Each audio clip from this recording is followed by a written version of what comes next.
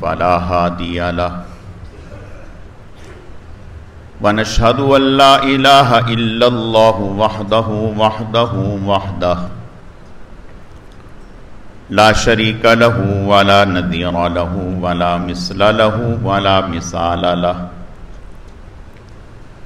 ونشهد أن سيدنا وسندنا وشفيعنا ومرشدنا ومولانا وملجانا محمد وبارك وسلم وصل عليه.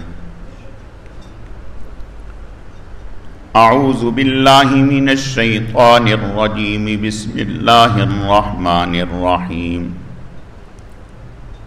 لقد كان لكم في رسول الله أسوة حسنة لمن كان يرجو الله واليوم الآخر وذكر الله كثيرا.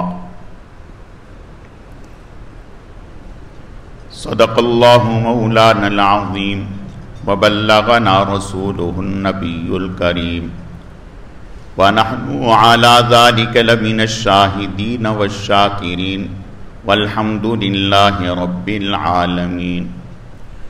اللهم صل على روضة محمد في الرياض وصل على بلد محمد في البلاد وصل على قبر محمد في القبور وصل على جسد محمد في الأجساد وصل على روح محمد في الأرواح. گرامی قدر معزز حاضرین، میرے واجب الاحترام بزرگوں اور عزیز نوجوان ساتھیوں، میں نے آپ کے سامنے قرآن مجید فرقان حمید میں سے ایک آیت کریمہ تلاوت کی ہے. رب ذوالجلال سے دعا ہے کہ وہ ذات بزرگ و برتر مجھے اس کی روشنی میں صحیح صحیح کہنے کی اور سمجھانے کی توفیق عطا فرمائے. پھر اللہ رب العزت کی ذات اس مختصر وقت میں جو کچھ کہا سنا جائے اس کہنے سننے کو محض اپنی رضا کے لیے اپنی بارگاہ میں قبول و منظور فرمائے. ہم سب کی نجات اور ہدایت کا مغفرت کا ذریعہ اور سبب بنائے. میری آج کی مختصر گزارشات کا موضوع اور عنوان نبوت سے پہلے جناب رسول اللہ صلی اللہ علیہ وسلم کن کاموں کے حوالے سے لوگوں میں مشہور اور معروف تھے. یہ عنوان ہے، اسی سے متعلق چند باتیں عرض کرنی ہیں. اللہ رب العزت صحیح صحیح کہنے کی، سمجھانے کی، سمجھنے کی، عمل کرنے کی توفیق عطا فرمائے. ہمارے ہاں یہ بات تو معروف ہے کہ لوگ حضور صلی اللہ علیہ وسلم کو صادق الامین کہتے تھے، سچا اور امانت دار کہتے تھے. لیکن اس کے علاوہ حضور صلی اللہ علیہ وسلم کے بارے میں اہل مکہ اور وہاں کی عمومی فضا وہ حضور صلی اللہ علیہ وسلم کے بارے میں ان کا ذہن کیا تھا. حدیث شریف میں آتا ہے، بخاری شریف کی یہ تیسری یا چوتھی حدیث ہے، آپ صلی اللہ علیہ وسلم غار حرا میں تشریف لے جایا کرتے، اور جب غار حرا میں تشریف لے جاتے تو 15 دن 10 دن 20 دن مہینہ بھی آپ وہاں قیام فرماتے، اور آپ صلی اللہ علیہ وسلم وہاں اللہ تعالیٰ کی عبادت فرماتے. اب عبادت کون سی آپ فرماتے؟ اس وقت تو آپ پر نبوت بھی نہیں آئی تھی. کس نبی کے مطابق آپ اعمال کرتے تھے؟ عیسیٰ علیہ السلام کے مطابق یا موسیٰ علیہ السلام کے مطابق یا ابراہیم علیہ السلام کے مطابق؟ آپ جو عبادت فرماتے تھے وہ کون سی عبادت تھی؟ کیا عبادت تھی؟ تو محدثین نے لکھے ہیں کہ آپ صلی اللہ علیہ وسلم پر اللہ تعالیٰ کی طرف سے الہام ہوتا تھا، القاء ہوتا تھا. اس الہام اور القاء کی روشنی میں آپ صلی اللہ علیہ وسلم کے دل میں جو اللہ تعالیٰ کی طرف سے ڈالا جاتا، آپ وہ اللہ کی عبادت کرتے، ذکر کرتے، سوچو بچار فرماتے. تو اسی اثناء میں ایک دن آپ صلی اللہ علیہ وسلم کے پاس غار حرا میں ہی فرشتہ آیا، حضرت جبرائیل علیہ السلام. حضرت جبرائیل علیہ السلام انسانی شکل میں حضور کے پاس تشریف لائے اور آ کر کے حضور سے فرمایا اقرأ بسم ربک الذی خلق. آپ صلی اللہ علیہ وسلم نے ارشاد فرمایا ما انا بقارئ، میں تو پڑھا ہوا نہیں ہوں. میں اس واقعے کو پورا ذکر نہیں کرنا چاہ رہا ورنہ تو اس میں بہت تفصیل ہے، کئی جمعے اس پر ہو سکتے ہیں. میں بات سمیٹ کر آگے بڑھنا چاہتا ہوں. 3 مرتبہ جبرائیل علیہ السلام نے آپ سے فرمایا کہ پڑھیے. آپ صلی اللہ علیہ وسلم فرماتے ما انا بقارئ. جبرائیل علیہ السلام حضور کو گلے سے لگاتے، زور سے دباتے، اتنا زور سے دباتے کہ حضور صلی اللہ علیہ وسلم فرماتے ہیں کہ میری ہمت جواب دے دیتی. 4تھی مرتبہ جب فرمایا تو آپ نے پڑھا اقرأ بسم ربک الذی خلق. آپ صلی اللہ علیہ وسلم اس واقعے کے بعد گھر تشریف لائے. حضرت خدیجۃ الکبریٰ رضی اللہ تعالی عنہا کے پاس تشریف لائے اور آ کر کے فرمایا زملونی زملونی، مجھے کپڑا اڑاؤ، مجھے کپڑا اڑاؤ. آپ پر سردی کی وجہ سے ایک کپکپی طاری تھی اور آپ نے ارشاد فرمایا لقد خشیت علی نفسی، مجھے اپنی جان پر ہلاکت کا خوف تھا.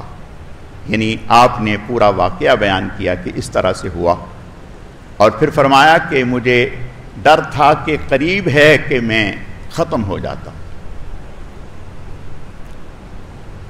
حضرت خدیجۃ الکبریٰ رضی اللہ تعالی عنہا نے جب آپ صلی اللہ علیہ وسلم سے یہ سنا تو پھر آگے بخاری شریف کے یہ روایت ہے اور الفاظ ہیں، صرف اس کتاب کے نہیں، صحاح ستہ کی ساری کتابوں میں سونے کے حروف سے لکھنے کے قابل ہیں یہ الفاظ. حضرت خدیجۃ الکبریٰ رضی اللہ تعالی عنہا نے فرمایا کلا واللہ، ہرگز نہیں، اللہ کی قسم، ما یخزیک اللہ ابدا، اللہ تعالیٰ کبھی آپ کو نہ رسوا فرمائیں گے نہ ضائع فرمائیں گے. کیوں؟ کس وجہ سے؟ بہت سارے لوگ ہوتے ہیں رسوائی بھی ہو جاتی ہے، کسی نہ کسی وجہ سے کسی مصیبت میں مبتلا ہو جاتے ہیں. حضور صلی اللہ علیہ وسلم کے بارے میں حضرت خدیجۃ الکبریٰ رضی اللہ تعالی عنہا قسم اٹھا کر جو فرما رہی ہیں کلا واللہ ما یخزیک اللہ ابدا، یہ کیوں فرما رہی ہیں؟ اب حضور صلی اللہ علیہ وسلم کی آگے 5 صفات بیان کر رہی ہیں. حضرت خدیجۃ الکبریٰ حضور کی 5 صفات بیان کر رہی ہیں. فرمایا انک لتصل الرحمہ، آپ صلہ رحمی کرنے والے ہیں، قرابت دار، رشتہ دار، اعزا، اقربا، قریب کے، دور کے، بہن بھائی، آپ ان پر جان نچھاور کرتے ہیں۔ تو جو شخص اپنے اعزا اقربا کا خیال کرتا ہے، ان کی خبرگیری کرتا ہے، ان کا دھیان رکھتا ہے، ان کے دکھ درد میں شریک ہوتا ہے، اسے سب کی دعائیں حاصل ہوتی ہیں، اور جس کے پیچھے اتنے لوگوں کی دعائیں ہوں وہ کیسے رسوا ہو سکتا ہے؟ اللہ اس کو کیسے مصیبتوں میں مبتلا کر سکتے ہیں؟ اور دوسری بات فرمائی وَتَحْمِلُ الْكَلَّ، آپ ناداروں کا، غریبوں کا، مفلسوں کا بوجھ اٹھاتے ہیں۔ یہ نبوت سے پہلے کے کام ہیں، یعنی حضرت خدیجۃ الکبریٰ رضی اللہ تعالی عنہ کا تعارف جو کروا رہی ہیں سماجی ورکر ہونے کے اعتبار سے کہ آپ کی خدمات علاقے کے لیے، معاشرے کے لیے کیا تھیں؟ وَتَحْمِلُ الْكَلَّ، ایسے نادار لوگ جو خود کما نہیں سکتے، اپاہج لوگ، معذور لوگ، بیوہ عورتیں، یتامہ، مساکین، ان سب کا بوجھ آپ اٹھاتے ہیں، ان سب کی کفالت آپ کرتے ہیں۔ چلو آتے ہیں پھر۔ نبوت کے بعد تو اللہ کا حکم ہی ہے وَلَا تَحَاضُّونَ عَلَىٰ طَعَامِ الْمِسْكِينِ وَتَأْكُلُونَ التُّرَاثَ أَكْلًا لَمًّا وَتُحِبُّونَ الْمَالَ حُبًّا جَمًّا، کہ یہ کیسے لوگ ہیں جو یتامہ اور مساکین کو کھانا نہیں کھلاتے، ان کو کھانے کی دعوت نہیں دیتے، لوگوں کا مال ہڑپ کرتے ہیں، اللہ مذمت کر رہے ہیں، اور ایمان والوں کی اللہ صفت بیان کر رہے ہیں وَيُطْعِمُونَ الطَّعَامَ عَلَىٰ حُبِّهِ مِسْكِينًا وَيَتِيمًا وَأَسِيرًا، کہ اس کے نام پر، وہ اللہ کے نام پر لوگوں کو کھلانا کھلاتے ہیں، یتامہ کو، مسکینوں کو، جو قید ہو چکے ان کو۔ یہ تو اسلام کے بعد کی باتیں ہیں، قرآن کہہ رہا۔ حضور صلی اللہ علیہ وسلم اسلام سے پہلے، نبوت سے پہلے یہ کام کر رہے ہیں۔ وَتَحْمِلُ الْكَلَّ وَتَقْرِئُ الضَّيْفَ، مہمانوں کی مہمان نوازی کرتے ہیں۔ اور آپ نے ارشاد فرمایا من کان یؤمن باللہ والیوم الآخر فلیکرم ضیفہ، جو اللہ اور آخرت پر ایمان رکھتا ہے اس پر لازم ہے کہ مہمان کی مہمان نوازی کرے۔ نبوت سے پہلے ہی آپ کے یہ کام ہیں۔ وَتُعِينُ عَلَى نَوَائِبِ الْحَقِّ، آپ صلی اللہ علیہ وسلم کے بارے میں حضرت خدیجۃ الکبریٰ رضی اللہ تعالی عنہ فرما رہی ہیں کہ آفت زدہ، مصیبت زدہ، جو اللہ کی طرف سے کس قوم پر آفت آ گئی، مصیبت آ گئی، کوئی تکلیف آ گئی، کوئی ناگہانی آ گئی، اس میں آپ سب سے آگے ہو کر کے، سب سے پہلے اور سب سے آگے بڑھ کر کے آپ ان کی مدد کرتے ہیں۔ تو گویا حضرت خدیجۃ الکبریٰ رضی اللہ تعالی عنہا نے 5 باتیں ارشاد فرمائیں۔ اِنَّكَ لَتَصِلُ الرَّحْمَةَ، آپ صلہ رحمی کرنے والے ہیں۔ وَتَحْمِلُ الْكَلَّ، نادار مفلسوں کا بوجھ اٹھانے والے ہیں۔ وَتَقْرِئُ الضَّيْفَ، مہمان نوازی کرنے والے ہیں۔ وَتَكْسِبُ الْمَعْدُومَ، ایسے لوگ جو کچھ نہیں کر سکتے ان کے لیے آپ کماتے ہیں۔ گویا آپ جو زندگی گزار رہے ہیں وہ اپنے لیے نہیں بلکہ معاشرے کے لیے زندگی گزار رہے ہیں۔ وَتُعِينُ عَلَى نَوَائِبِ الْحَقِّ، آسمانی کوئی مصیبت، کوئی آفت کسی بھی اعتبار سے اگر معاشرے پر، لوگوں پر آتی ہے تو آپ سب سے آگے بڑھ کر کے ان کی مدد کے لیے اپنے آپ کو پیش کرتے ہیں۔ جو ایسا انسان ہو وہ کیسے ضائع ہو سکتے ہیں، وہ کیسے رسوا ہو سکتے ہیں، اللہ اسے کیسے تنہا چھوڑ سکتے ہیں؟ یہ کون کہہ رہا ہے؟ حضرت خدیجۃ الکبریٰ رضی اللہ تعالی عنہا حضور صلی اللہ علیہ وسلم کی زوجہ محترمہ یہ فرما رہی ہیں اور بخاری شریف کی روایت ہے. میرے عزیزو، یہ آپ صلی اللہ علیہ وسلم کا نبوت سے پہلے کا تعارف ہے کہ نبوت سے پہلے آپ کے یہ کام تھے. جب نبوت سے پہلے آپ یہ کام کر رہے ہیں تو نبوت کے بعد اس میں کس قدر نکھار آیا، اس میں کس قدر اضافہ ہوا. آپ صلی اللہ علیہ وسلم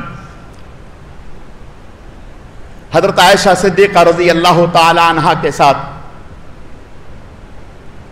محلہ اشعری، قبیلہ اشعری کے لوگ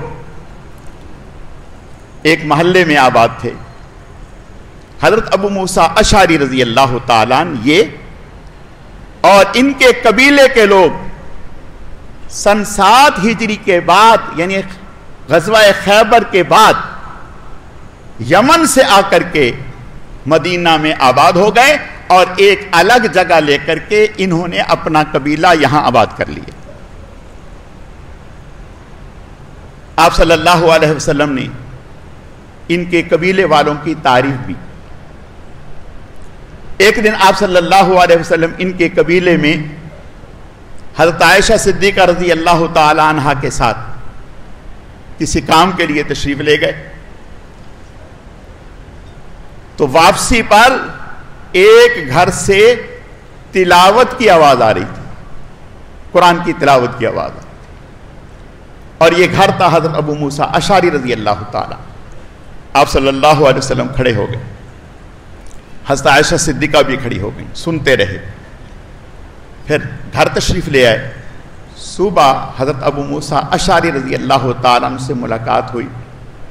فرمایا کہ اللہ تعالیٰ نے تمہارے گلے میں داؤد علیہ السلام جیسا سر، خوش آوازی، یہ اللہ نے تمہیں نصیب فرما دی. آپ صلی اللہ علیہ وسلم نے اس قبیلے کی تعریف یہ فرمائی، فرمایا کہ قبیلہ اشعری کے لوگ بہت اچھے لوگ ہیں، بہت اچھے لوگ. صحابی فرمانے لگے یا رسول اللہ صلی اللہ علیہ وسلم، آپ جو ان کی تعریف فرما رہے ہیں کس بات پر ان کی تعریف فرما رہے ہیں، کون سی ایسی خوبی ہے؟ آپ صلی اللہ علیہ وسلم نے ارشاد فرمایا ان کی خوبی یہ ہے اگر ان کے قبیلے پر، خاندان پر کوئی مصیبت آ جائے، کوئی پریشانی آ جائے، سارے مل کر اپنی دولت کو اکٹھا کرتے ہیں اور اس کو تقسیم کرتے ہیں تاکہ جو مصیبت زدہ لوگ ہیں انہیں اپنی مصیبت کا احساس نہ رہے. یعنی آپس کے تعاون سے آپس کی پریشانیوں کو سمیٹتے ہیں. تو آپ صلی اللہ علیہ وسلم نے اس بات کی تعریف فرمائی. حضور صلی اللہ علیہ وسلم کے دادا حضرت ہاشم، پردادا، دادا تو عبد المطلب تھے، پردادا، مکہ میں قحط پڑ گیا. مکہ میں قحط پڑا. حضرت ہاشم نے روٹیاں پکا پکا کر انہیں شوربے میں چور چور کر کے مکہ والوں کو جہاں جہاں قحط پڑا تھا سب کو کھلایا اور کوئی معاوضہ نہیں دیا. ہاشم کے معنی ہے روٹی چورنے والا، تو وہاں سے آپ کا نام ہاشم پڑ گیا کہ پورے محلے کو اور پورے علاقے کو روٹی کھلانے والے. یہ حضور صلی اللہ علیہ وسلم کے پردادا کا حال ہے.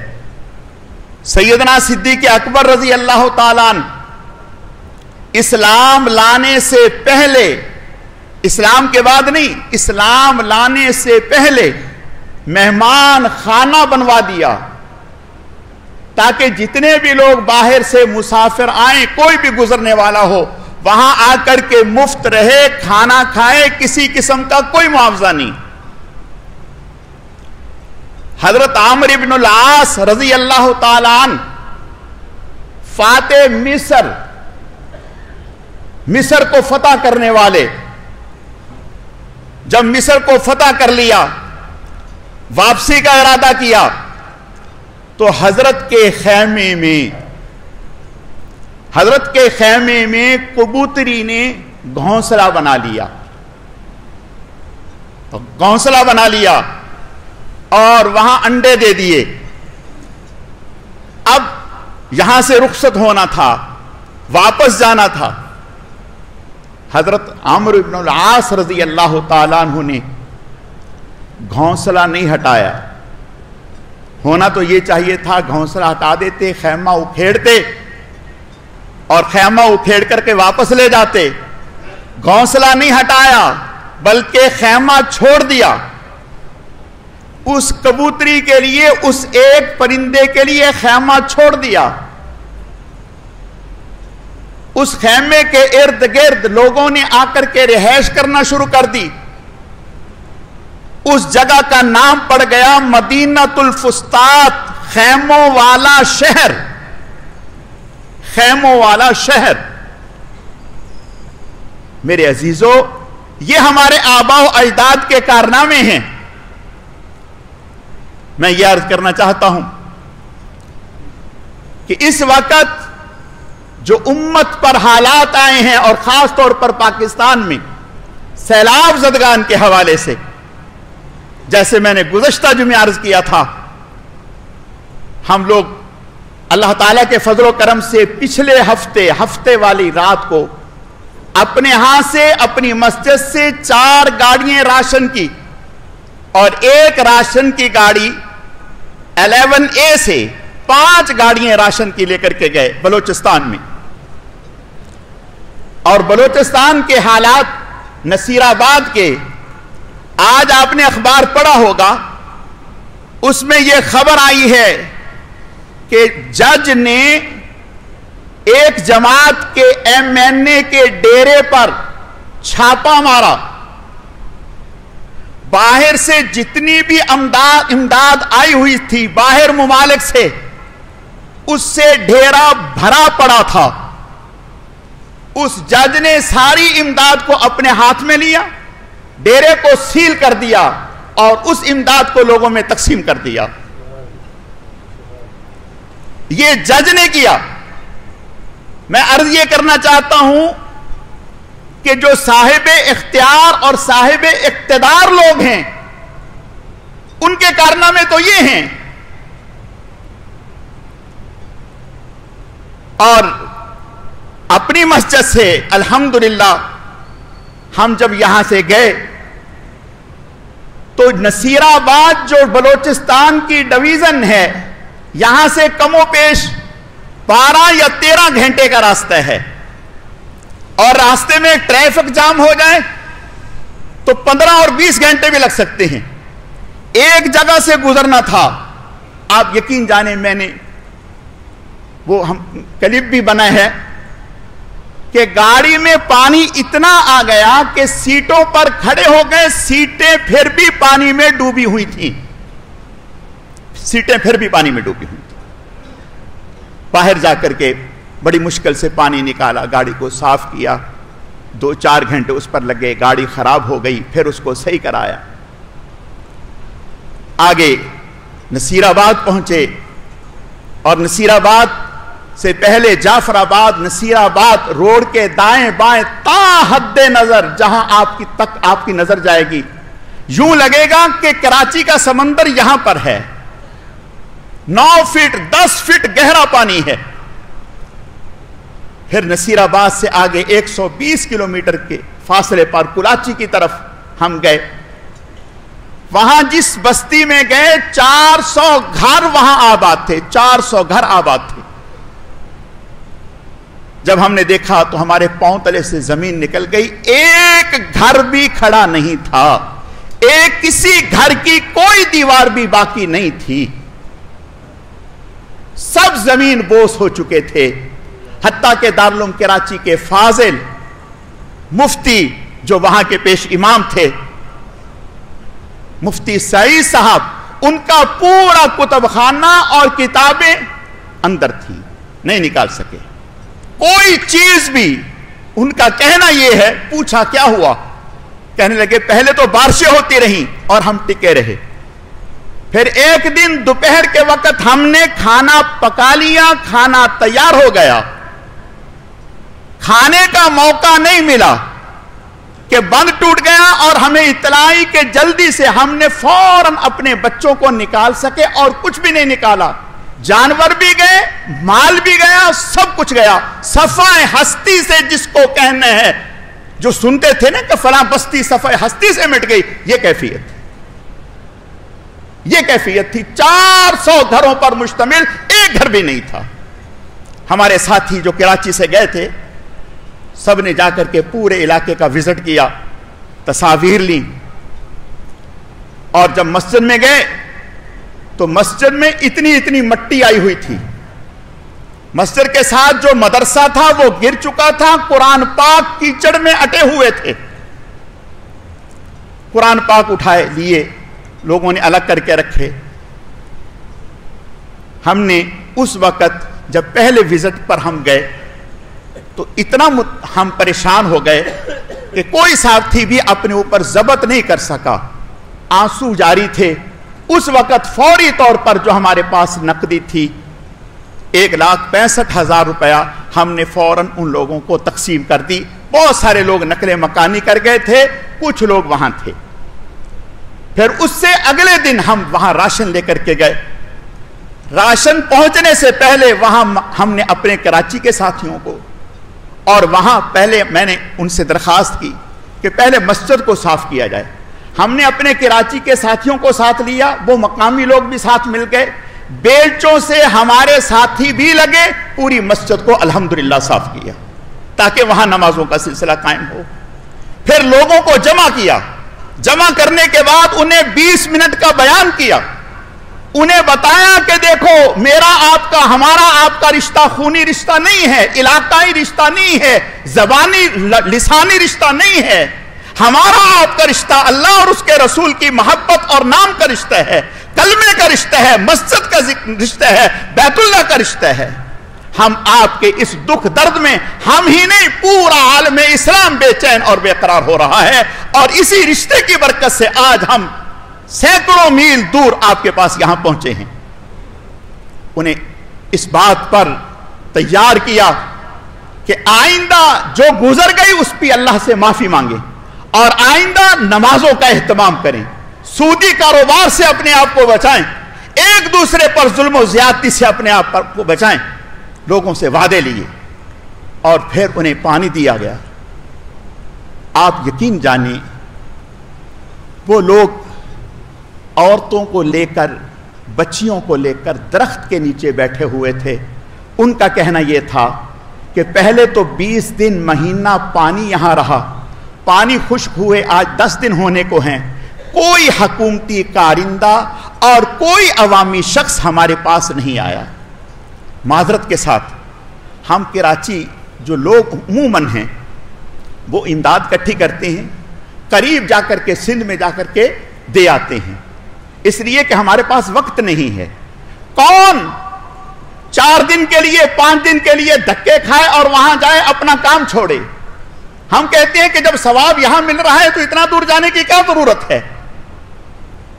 تو وہ کہہ رہے ہیں کہ ہم اپنی بچیوں کو کہاں بٹھائیں، عورتوں کو کہاں بٹھائیں، گرمی سے بچنے کے لیے، بارش سے بچنے کے لیے، آندھی اور طوفان سے بچنے کے لیے ہمارے پاس کوئی ذریعہ نہیں ہے۔ خدا کے لیے آپ ہمارے لیے خیمے کا انتظام کریں۔